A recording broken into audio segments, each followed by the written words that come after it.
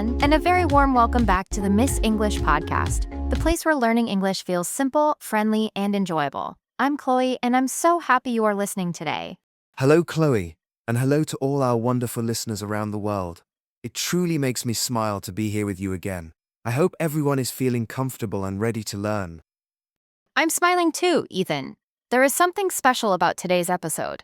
The studio feels calm, cozy, and peaceful, almost like a quiet winter evening. I feel that too. The atmosphere is warm and welcoming. Chloe, how are you feeling today? Are you feeling energetic, or maybe just a little tired? I'm doing very well, thank you for asking. I do feel a little tired, but it's a good kind of tired, the kind you feel after a joyful holiday. That makes sense. Holidays are wonderful, but they can be busy too. And today's episode is very special because we are going to talk about Christmas. Oh, I really love Christmas. The lights, the food, the family time, everything about it feels magical. But Ethan, Christmas has already ended, hasn't it? Yes, it has. That's why today is perfect for practicing something very important in English, talking about the past. Yes, the past tense. This is something many English learners want to improve. We often want to talk about what we did yesterday, last weekend, or during a holiday. Exactly. So today, we will answer one simple but powerful question. How was your Christmas? It's a great way to practice storytelling and learn new vocabulary. I agree completely. But before we begin sharing our stories, we have a small reminder for our listeners. Yes, we do. To everyone listening, please don't forget to subscribe to the Miss English podcast so you never miss a new episode. And if you enjoy our episodes, please give us a like or thumbs up. It really supports our work and helps other learners find us. You can also share this episode with a friend or family member who wants to improve their English. Learning is more fun together. Thank you so much, everyone. Now let's begin. Ethan, I'm curious, but maybe I should go first. You asked me first, after all. Yes, please go ahead, Chloe. I'm very interested. How was your Christmas this year? My Christmas was truly lovely. It was busy, a little tiring, but very joyful and meaningful. Busy sounds interesting. What made it busy?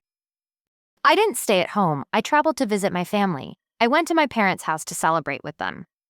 Ah, you went. That's the past tense of go. Was the trip long? Yes, it was. I drove for about 3 hours to get there. 3 hours is quite a long drive. Was the road crowded? Very crowded. Many people were traveling for the holiday. There were cars everywhere, but I listened to my favorite songs, so the drive felt easier. Music really helps during long trips. So when you arrived, who was there? Almost everyone. My parents, my brother, my aunt, and even my grandmother. The house was full of people and laughter. That sounds lively and warm. What did you do first when you arrived? First, we talked for a long time. We shared stories, laughed, and caught up. After that, we started preparing food together. Ah, Christmas cooking. Food is such an important part of the holiday. What did you prepare? We made a big Christmas meal. My mother prepared a large roasted chicken, and everyone helped in some way. Did you help too? Yes, I did. I chopped vegetables and mashed potatoes. It took a lot of time, but it was fun to work together. Mashed potatoes are always a good choice. Absolutely. We also had carrots, green beans, and a rich gravy to pour over everything. That sounds delicious. And then you all ate together? Yes, we sat around a beautifully decorated table with candles and soft lights. It felt very peaceful. That sounds like a perfect holiday meal. We ate so much food that I could barely move afterward. I felt very full but very happy. I understand that feeling very well. Now it's my turn. You asked me earlier, how was my Christmas? Yes, tell us. Did you travel like I did? No, this year I stayed at home. I wanted a quiet and relaxing Christmas. That sounds calm and comfortable. It really was. I didn't drive anywhere, I didn't see traffic, and I didn't rush at all. That sounds wonderful already. What did you do on Christmas morning? I woke up very late. I slept until 10 in the morning, which felt amazing. Wow, that is the dream! A peaceful morning, good sleep, and no stress at all. You mentioned earlier that you were exhausted from work before the holiday, right? Yes, absolutely. I was extremely tired. Work was very busy before Christmas, so my body really needed rest. So, the first thing you did was rest? Exactly. I slept for many hours. I let myself relax without any alarms or plans. That sounds wonderful. And when you finally woke up, what did you do next? After sleeping well, I decided to make a special breakfast for myself. Ooh, a special breakfast? That sounds exciting. What did you prepare? Let me guess. Can you guess what it was? Mmm, pancakes? Yes, you guessed it right. I made banana pancakes. Banana pancakes sound delicious. Were they easy to make? They were very easy and very soft. The bananas made them sweet without much sugar. Did you add anything on top? Like syrup? Of course, I poured a lot of maple syrup on them. They were very sweet and very satisfying. That sounds like the perfect Christmas breakfast. After eating, did you relax more? Yes, I did. After breakfast, I sat down and turned on the television. Did you watch a movie? Yes, I watched a Christmas movie to stay in the holiday mood. Which movie did you choose? There are so many Christmas movies. I watched Home Alone. It's an old movie, but it never gets boring. Love that movie too. It's funny, and the boy is very clever.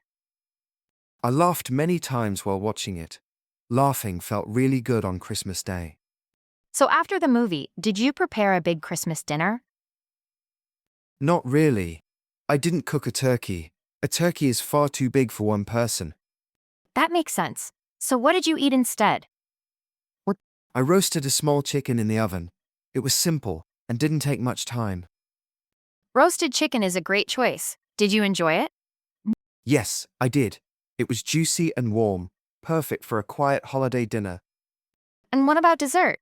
Christmas always needs dessert. Of course, I couldn't skip dessert. I ate a slice of chocolate cake. Chocolate cake sounds amazing. I had something different. Oh, really? What did you have? My grandmother made an apple pie.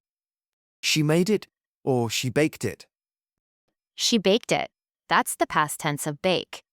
Very good. And how was it? It was warm, sweet, and soft.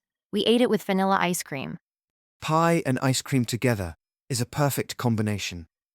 Ethan, did you receive any presents this Christmas? Yes, I did. My brother gave me a very nice gift. What was it? He gave me a soft blue sweater. A blue sweater is lovely. Blue suits you very well. Thank you, Chloe. And what about you? Did you get any gifts? Yes, my sister gave me a book. A book is always a great gift. Do you like reading? I love reading. The book is very long, but I'm excited to start it. And we don't only receive gifts, we also give them. That's right. Giving is very important. I gave my father a new wristwatch. That's a thoughtful gift. Did he like it? He loved it. He smiled and put it on immediately. That feeling is wonderful, when someone truly likes your gift. It really is. Did you decorate your home for Christmas? Yes, I did. I had a small Christmas tree in my living room. Was it decorated with lights? Yes, it had soft white lights and shiny gold ornaments. It looked beautiful at night. I love Christmas lights. At my parents' house, the tree was huge. Huge? How big? It was so tall, it almost touched the ceiling. Wow, that's impressive. We decorated it together and placed a big star on top. The star is always the final touch. After dinner, what did you do? I felt very full, so I sat on the sofa and called my friends. That's nice. You talked to them on the phone? Yes, I wished them a Merry Christmas. Hearing their voices felt comforting. We played games after dinner. My family loves games. What kind of games? We played card games. You won. My grandmother won. She's very good at cards. Grandmothers are always the best at games. She beat everyone, and we laughed a lot. Your Christmas sounds lively and full of joy. And yours sounds peaceful and relaxing. Both are beautiful in their own way. Yes, there is no single right way to celebrate Christmas. Now the holiday is over, and we are back to work.